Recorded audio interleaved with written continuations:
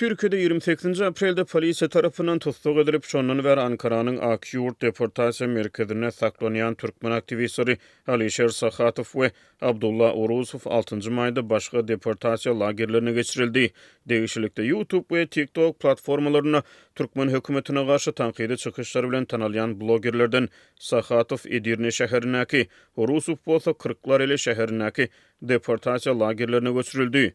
Alişer Sakhatov'un ayalı Gülala Hasanova Türkmenistan'a deport edilmek hopu bilen yüzbeyiz bolyan adamsının boşadırmağı uğrunu häzirki wagtda aklawçynyň tagyrlaýdýanyny aýtdy. İlk başta Sinop şäherine häkimetler tarapyndan saklanan aktivistleriň deportasiya merkezlerine alınıp gidilmeklerinin sebäpleri olaryň ýakynlaryna we egindeşlerine badawat ma'lum edilmedi. Olar halkara gowrak statusyna eýe bolmak üçin 2 ýyl ozal Türkiýanyň Sinop şäherine ýerli hökümete ýüz tutan ekenler.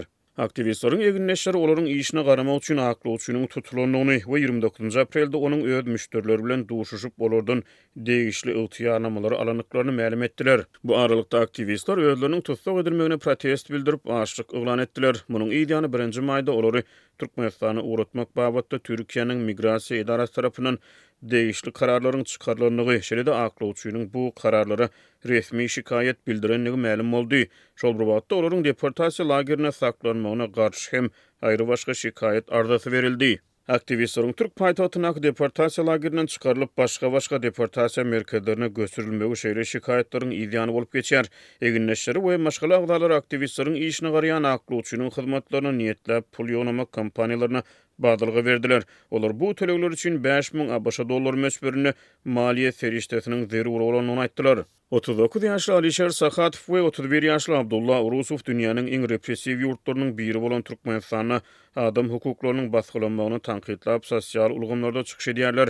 Olaryň Türkmenistana deportasiya edilen halatyny izarlamalary, gynamaları hatda ýitirim edilmeleri duçar edilip birinjeklikleri barasyny aladalar beýan edilýär. Sakhatov Erkin Garaýyş adly YouTube kanalynyň üstü bilen Türkmenistana polisiýanyň edin etdiligi we korrupsiýaly problemleri gozgaýar. Bu kanalyň 5000 çembesi tomoşaçysy bar. Urusowyň TikTok blogunda we 2024-nji ýyldan beri alyp barýan YouTube kanalyna Türkmen jemgyýetiniň derwaýs meseleleri aranyp maslahatlaşylýar. Blogerlerin tutulup saklanmagy jemgyýetçilik reaksiýasyny döretdi. Türkmen dissidentleri sosial platformalarda çykyş edip tutuk edilenleri raýdaşlyk beýan etdiler we olara goldaw berilmegine çagyryş etdiler.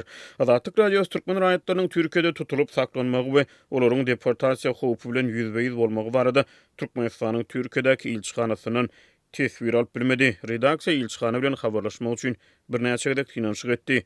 Türkiýede resmi maglumatlara görä ýüzlerçe ming Türkmenistany kanun esasy ýaşaýar. Bu ýurtda bir kanun ýaşaýan türkmenleriň sany barada statistika berilmeýär. Soňky ýyllarda bu ýurtda ýaşaýan türkmenleriň arasyna syýasy işçilik, raýat raýdaşlygy emele geldi. Şeýle işçiligiň fonuny Türkiýe 2022-nji ýylyň sentýabr aýyna türkmenistanlylar üçin wizasyz syýahat düzgünini ýatyrdy. Galbertede soňky bir näçe ýyl bäri bu ýurtdan Türkmenistana deportasiýa edilen türkmenistanlylar barada habarlar ýygjamanlaşýar. Türk we türkmen halklarynyň arasyna dil, inanç, ýetkat, däpdestur we medeniýet meňdeşligi, şeýle-de öňki ýyllarda iki ýurduň arasyna öz güjüne galan syýahat ýeňilligi Türkmenistanlary özüne çekdi.